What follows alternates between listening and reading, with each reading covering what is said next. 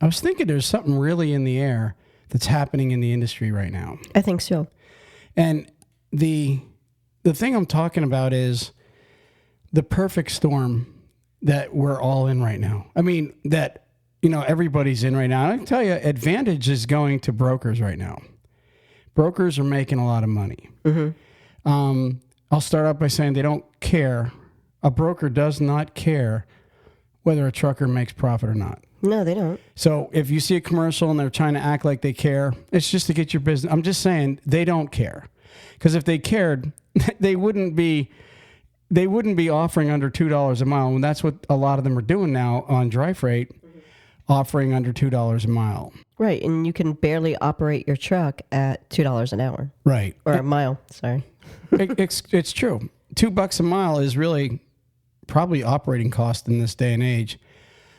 So what happened is in the COVID times, we had a large amount of truck drivers that stayed home and collected unemployment and stimulus checks. Mm-hmm. That's what happened. Yeah.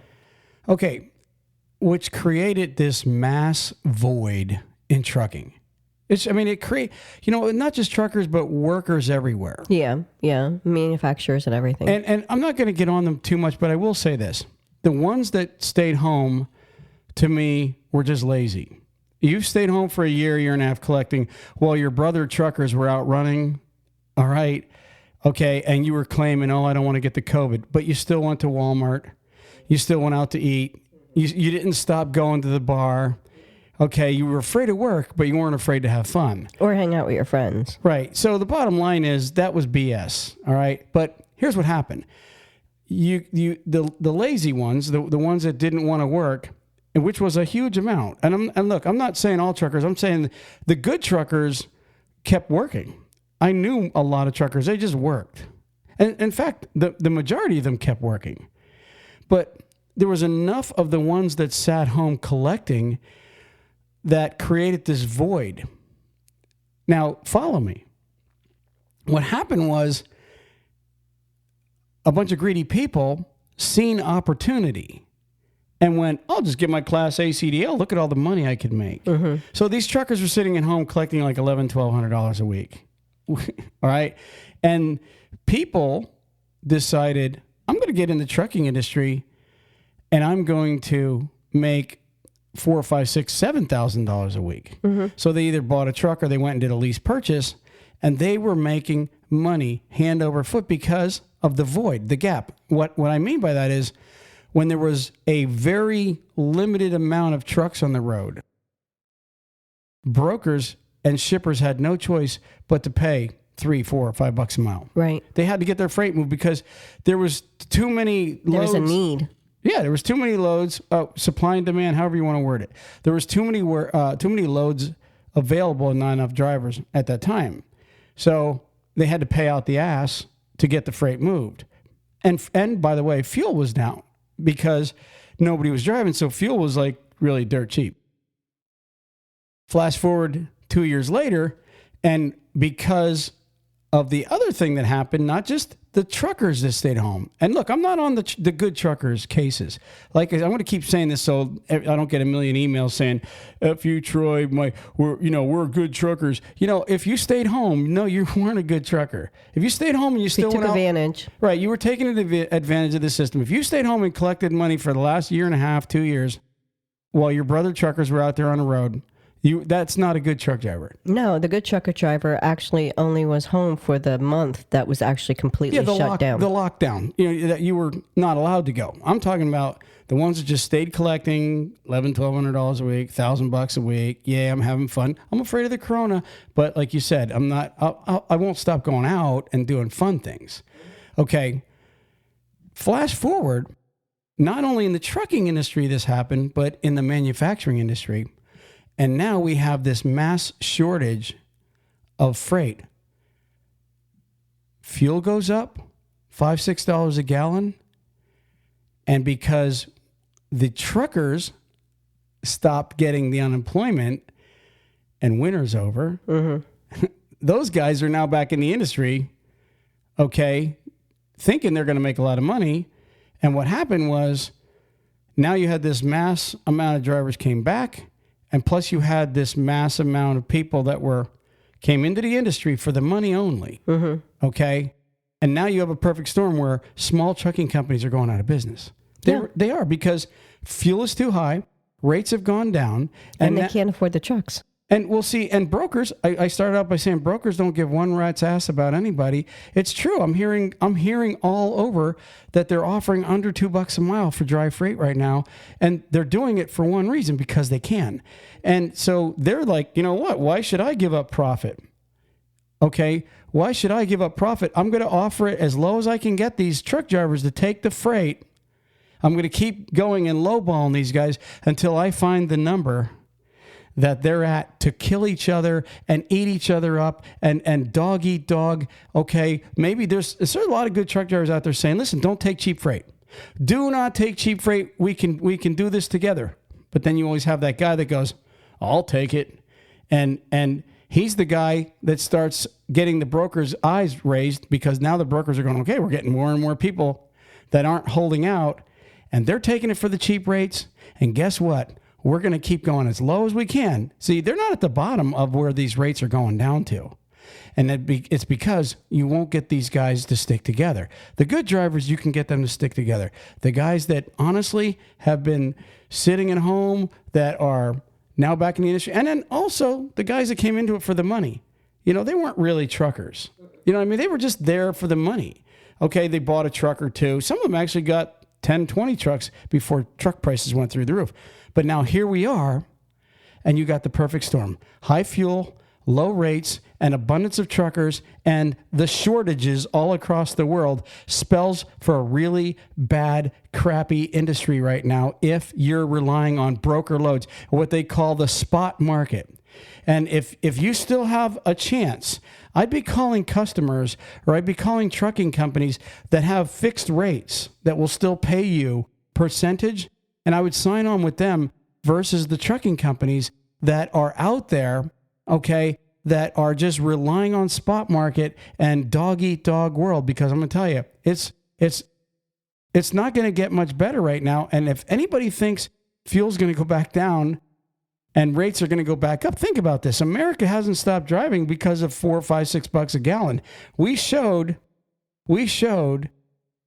the oil industry that we can afford fuel. Even though you're saying, no, we really can't, Troy, we're getting screwed. Well, I know, but you're still driving, which to them, they're saying, oh, see, they're willing to sacrifice food on the table and do it, you know, all this other stuff for a couple things. Number one, fuel, beer, and cigarettes. Americans will always choose those three things just about over everything. It's true. They really will. And now here we are. What do you think?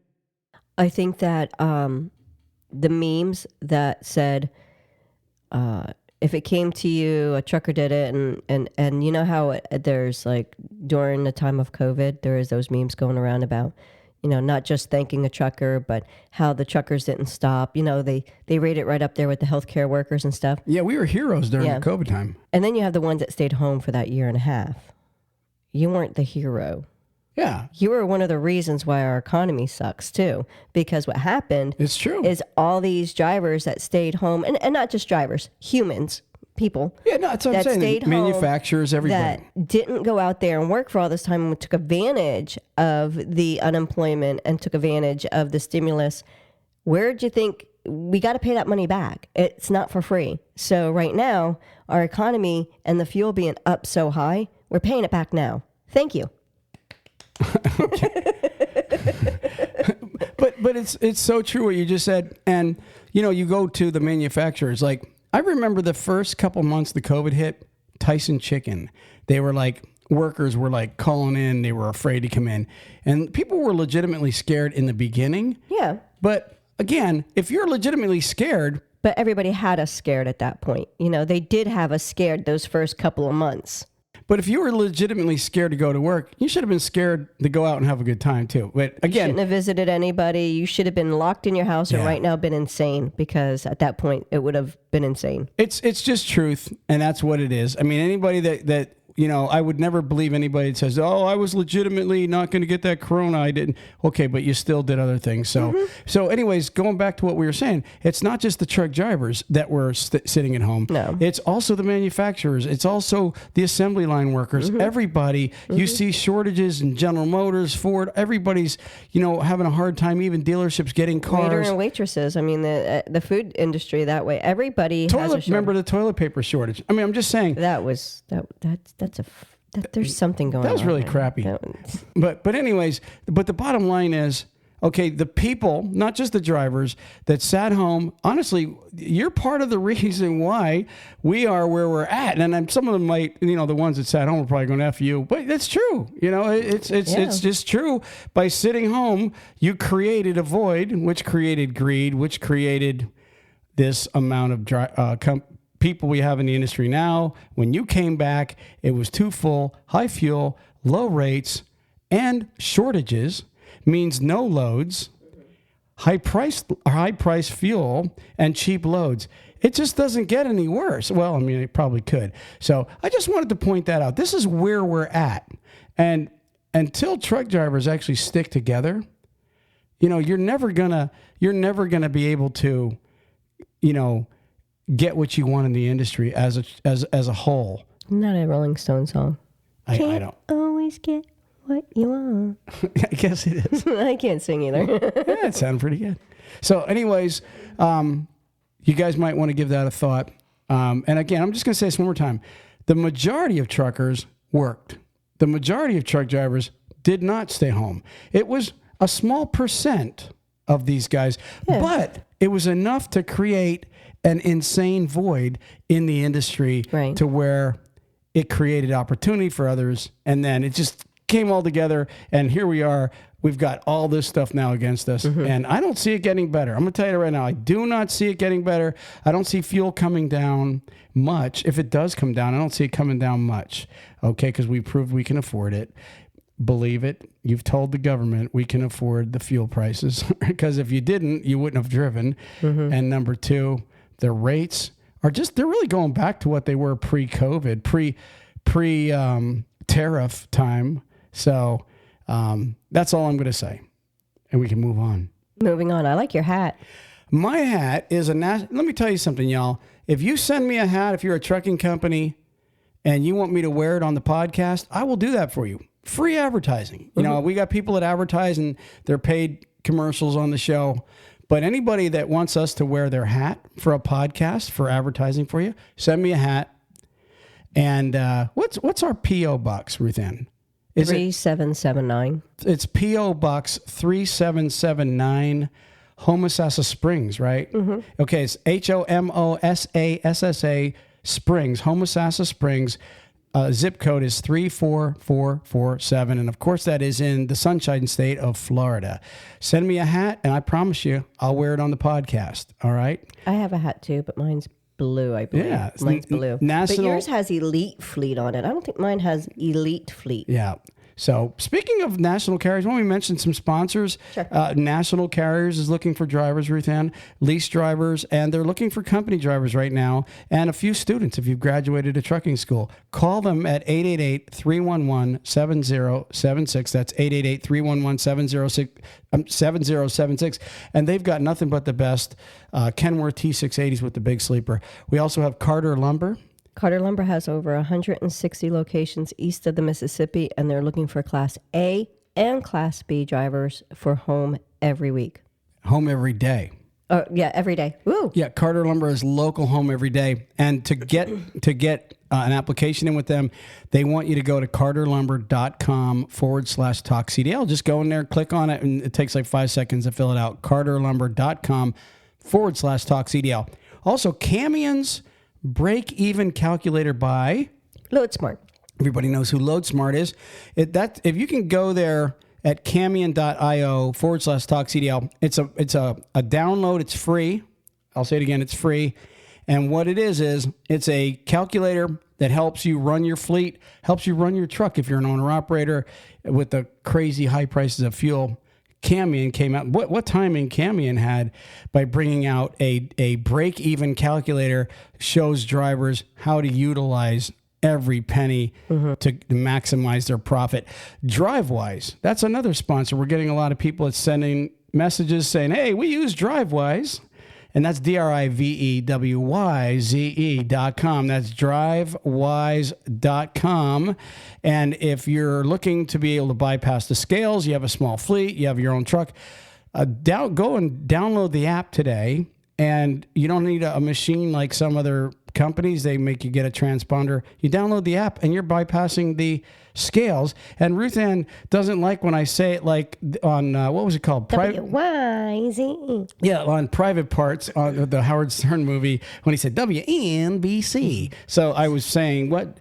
So now I have it as DRIVWYZE. But it could be a good logo slang. Yeah, no, but it might end up being really great for DriveWise for my dislike for Howard Stern. Ooh. Anyways, also real quick, driving-test.org. Got a lot of people saying we used the app and we passed. We got emails being sent to us. You just go there and sign up for it. It's $49.95. And they guarantee you'll pass your CDL or your money back. That's driving-test.org for $49.95 to add that to your trucking school. It's worth the investment. Yeah. I mean, you're spending that much money for your CDL training. Absolutely. Moving on. So, real quick, we should tell everybody this is about our 5th attempt this week to make a podcast. We literally normally the podcast is already done up and edit it, and it usually comes out right around 3 a.m. on a Sunday morning. So then drivers can, click on it and listen to it. They get the notification, or you'll get the video later on that day. Mm-hmm. And we attempted to do it and had electrical problems. Yesterday, we're in the studio. Was it 4 or 5 times? Lightning and thunder, power outage in the middle of the podcast. We're like trying to get through it. Finally, we're like, you know what? We ain't getting it done today. Editing would not have appreciated us trying to, that was a real choppy. Yeah. I mean, the video stayed going and the computer stayed going because they're battery operated too, but the mics kept going in and out. Yeah, but the bottom line, we are finally getting it done, and Lord willing, it'll be up and going Sunday night, which is tonight. Yeah, in a few hours. Sometime. So anyways, moving on, Ruth Ann. Moving on. Okay, got an alert here. If you use this ELD, okay, this electronic log device, it says the FMCSA says that you are no longer compliant. You're on video yawning. Sorry, it happens every time. I have a deviated septum, and I can't breathe through my nose well. Okay, so this ELD, okay, it just says on Friday, the Motor Carrier Safety Administration issued an alert informing users that an ELD device is no longer approved for use by truck drivers and motor carriers effective June 24th. The FMCSA says the Arion T ELD has been removed from the agency's list of approved devices and added to the list of revoked devices due to the company's failure to meet the minimum requirements. All Arion T ELD users are required to take the following steps according to the FMCSA. 1, discontinue using the revoked devices and revert to paper logs. Ooh, that's going to be fun. Or logging software to record required hours of service data. And number 2, replace the revoked devices with compliant ELDs from the registered devices list before August 24th. So you have 2 months, roughly 2 months, 60 days to to replace the ELD that you have in your truck. So at least they're not, going, okay, guys, if you get caught, you're screwed. They're giving you ample amount of time to change the ELD. Mm-hmm. And, you go to Samsara or Keep Trucking or one of those ELDs that are out there on the market. Get a Qualcomm, whatever you guys want to use. But the bottom line is, if you haven't heard yet, the Arion T, unless it says Arion capital T, okay, ELD system is no longer approved by the FMCSA, and they're trying not to fine you. I read also that if they pull you over right now, obviously in the first week or two, there's a lot of people that don't know. Mm-hmm. And so they're going to be trying to be really lenient, explain to them, you got to get rid of this. You're going to be in trouble, blah, blah, blah. And well, actually, I apologize. The FMCSA is encouraging DOT not to fine you. So it's not saying you can't get a fine. So best thing to do, discontinue, unplug it, and just pick up a paper logbook. And guess what, guys? A lot of you guys and gals probably haven't used a paper logbook because ELDs have been around for a couple of years now, and they are mandatory unless you have certain waivers. You know, I think like cattle industry, there's a couple of them that don't have to still use the ELDs and they're on paper logs. Mm-hmm. But unless you have a what's the word besides waiver? There's another word for it. I can't even think of it. But the bottom line is, unless you have permission, to be on paper logs, you probably haven't. You guys that have been in the industry only 2 years probably don't know how to use a paper log. Some form of exclusion. Right. So number one, go to a truck stop, pick exemption. Up an exemption. Thank you. There's the word. That's why I married her. I have to always figure out his language. Yeah. So unless you have an exemption, get yourself a paper log, and go to YouTube. Mm-hmm. I'm serious when I say this. I mean, you can learn how to rip a motor apart on YouTube. They explain. There's somebody smart enough to make a video on YouTube. It's all free. Go to YouTube, type in how to use paper logs, Class A CDL, any one of those terms, and somebody will show you how to use the 70-hour rule or whatever you're under, and it's that simple. I promise you. And enjoy it. Enjoy it while it lasts. And enjoy the paper logs. So that is the. You had something you were talking about yesterday, Ruthin, about a couple guys down in Miami. What was that going on with that? Okay. It's in Fort Myers. In Fort Myers. Yes. This is moving on. We're moving on. Moving on. I'm going to read the whole article because once I get to the one section, it blew my mind. Okay. So I'm just going to read it. And it's like a I would say like a metallic bullet color type of tractor. So Fort Myers, Florida, 2 men suspected of stealing fuel and committing credit card fraud were arrested Monday morning in Lee County. On Monday, June 20th, around 9:36 a.m., Florida Highway Patrol troopers initiated a traffic stop on a 2016 Freightliner truck. 2 suspects identified as Juan that's Hidalgo of Bradenton, and Raul Torra Alba of Lehigh Acres were both arrested. I mean, who hasn't heard of the Torra Albas? Well, let me tell you something. I'm not good with any type of language whatsoever. I know. I have a bad tongue when it comes to trying to spit anything out when it comes to these words. Okay, go ahead. So the two, it's an elaborate scheme, said Lieutenant Greg Bueno of Florida Highway Patrol. It's just not something you sit down at your dinner table one day and say, okay, tomorrow I'm going to do this. So the Freightliner had enough fuel tank capacity for 3 semi-trucks. This is where I'm saying I had to read it to you because... What did they have, like an extra tank? Oh my gosh, listen to what these guys did. So what they did is on each side of those drums are expanded by 150 gallons. The truck was built with 2 fuel tanks on each side. They're supposed to hold 150 gallons each. Investigators say that the 2 men expanded the tanks to hold 300 gallons of diesel fuel plus. That's on each side? Yes. Wow. So that's 600 gallons that they had just on the tractor. So they stole the tractor and now they're stealing fuel. Well, I'm not even done what they did. Okay, good. Plus, they added another tank inside the cab. You know what's funny? I actually seen a video like that once where somebody added this barrel. They ripped out the bunk and they had a big drum of fuel in there, and they had that also going into the line. It was the most ridiculous thing. Go ahead. So underneath the sleeper bed compartment inside the truck is another reservoir holding upwards of 170 gallons of fuel. What we theorize is they go to different locations and they sell the diesel fuel for profit. Closer inspection revealed the truck was stolen out of Miami and illegally equipped with unlawful welded fuel tanks filled with stolen diesel fuel, according to the FHP. Troopers additionally confiscated credit card skimmers, numerous stolen credit cards, and a laptop used by the pair to defraud.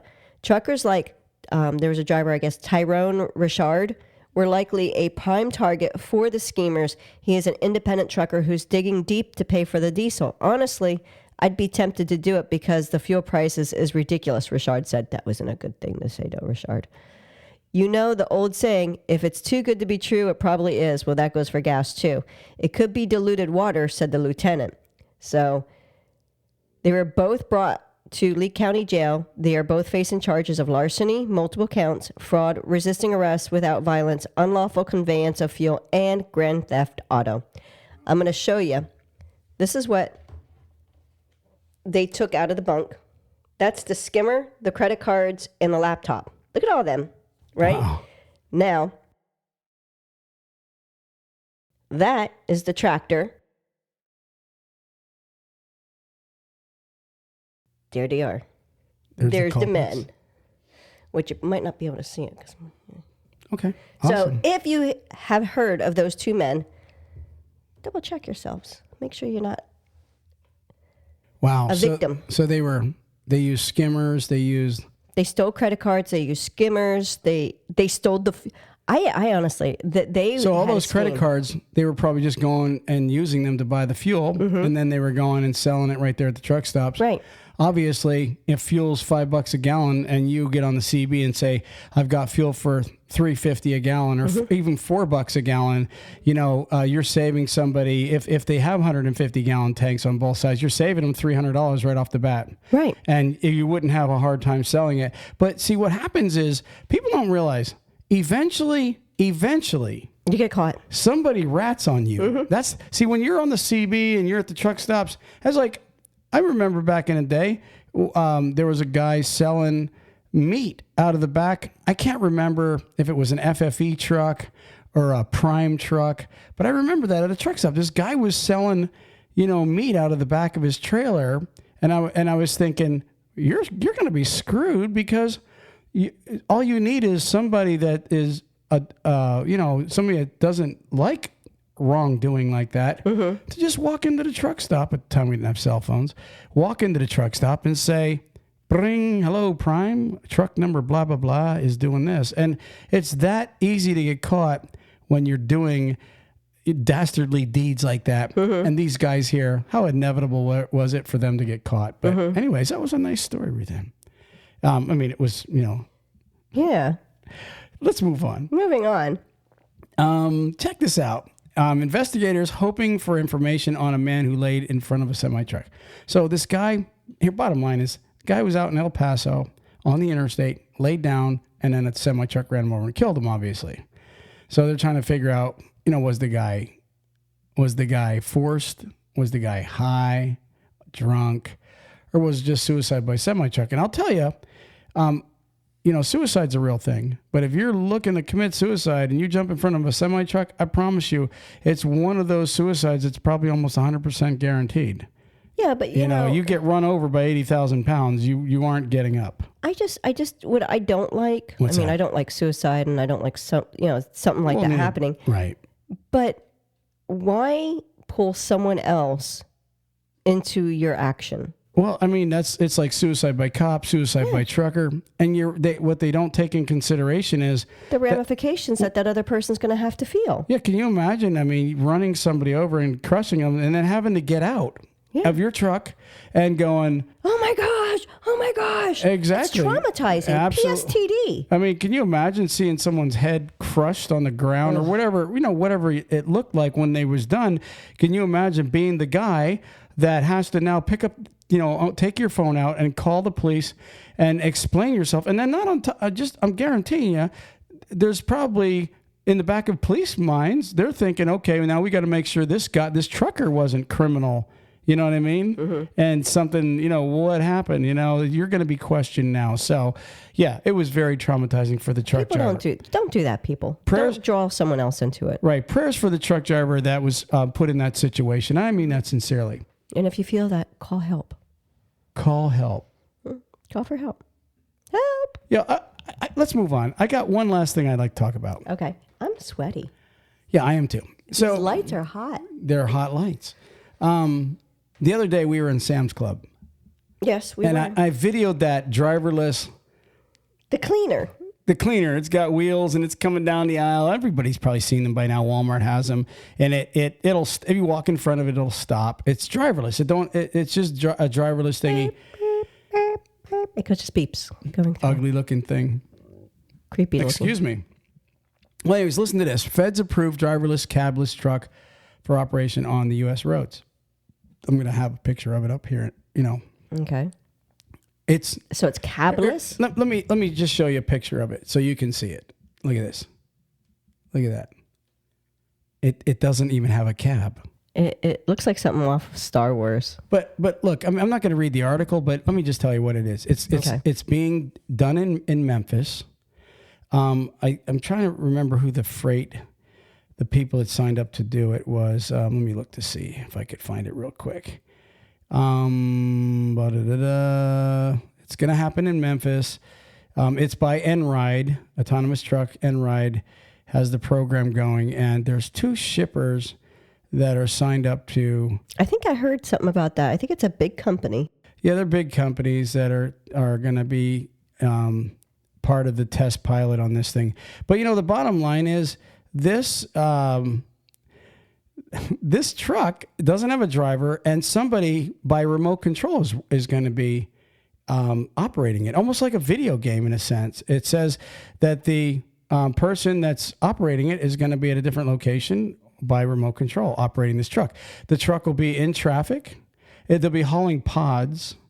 I just couldn't find the name. And like I said, I didn't feel like reading it.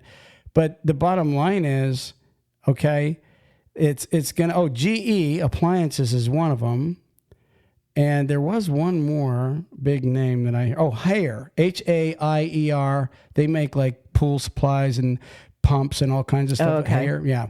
But anyways, so these 2 companies, them and GE, are going to be part of the test pilot shipping this stuff, and it's going to be in Memphis. Not only driverless but cabless. I don't like Tractor. I don't like it. Nobody likes it except for those that are making money on it. But it's going to be in traffic, going with the flow, going around turns, stopping at red lights, and doing its thing. And somebody's going to be working it from a remote control. It's Can you insane. imagine Go as ahead. he's doing it and he sneezes and the truck goes. Exactly. If you're at home and you cough. I don't like it. I don't like it. Yeah. Too many things could happen, and I don't like it.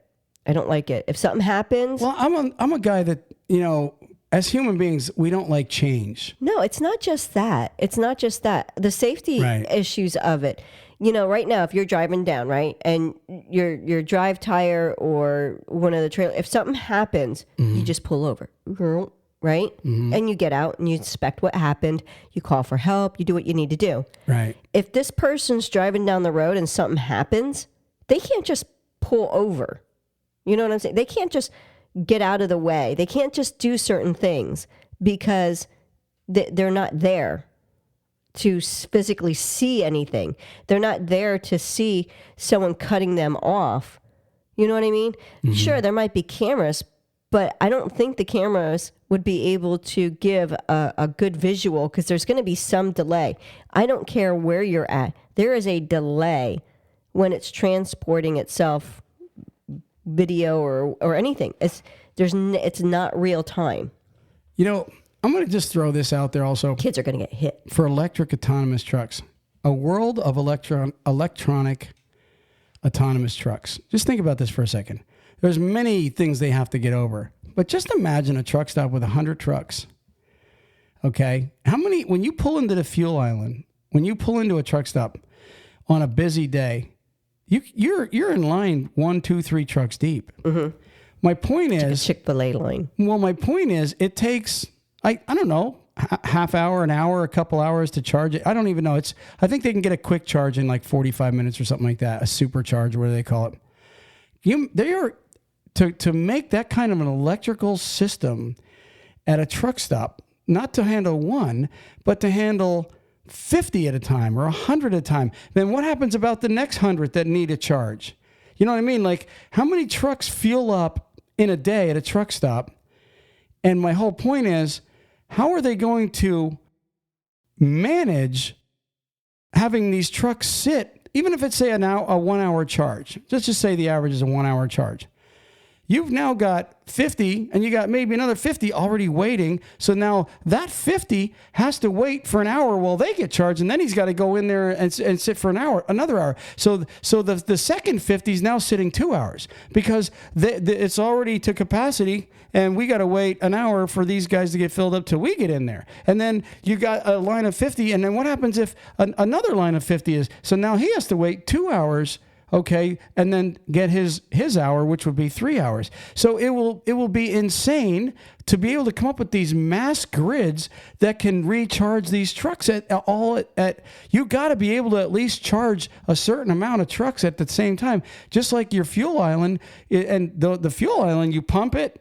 In 15 minutes, 10 minutes, you can pump and get out of that fuel island and be going down the road. Mm-hmm. Where in the electric world, it's totally different. It's going to be interesting to see how these companies are going to manage all that.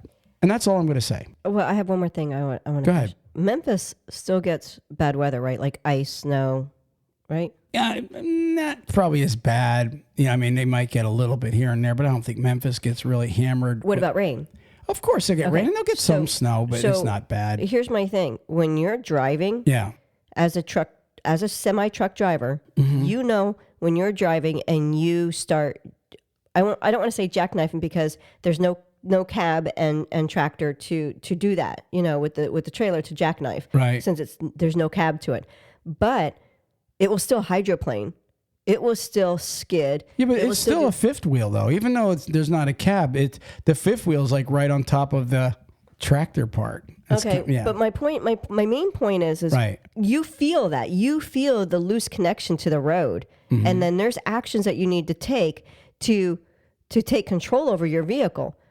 As a person here playing the video game, you don't have that feel. I don't care what you would have, like, back when with Nintendo and stuff, you used to have the Rumble, handheld, you would rumble, it's not going to have that. Okay. So I don't care. You're not going to know when your trucks or when your fake. You mean if you're sitting there with remote controlling your truck, like if you're sitting in your living room driving? Yeah. You're not going to feel when wheels don't make connection to the road. You're not feeling that.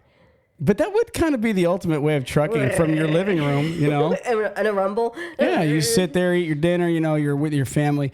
But I just don't see it working out I see a big safety hazard. I see a big safety hazard too. But hey, it all remains to be seen how they're going to work this out. But I'll be honest with you, I'm not for autonomous vehicles at all. Zero. Well, I'm not for them because it takes away the drive for the real truckers. They claim they're going to create thousands of jobs.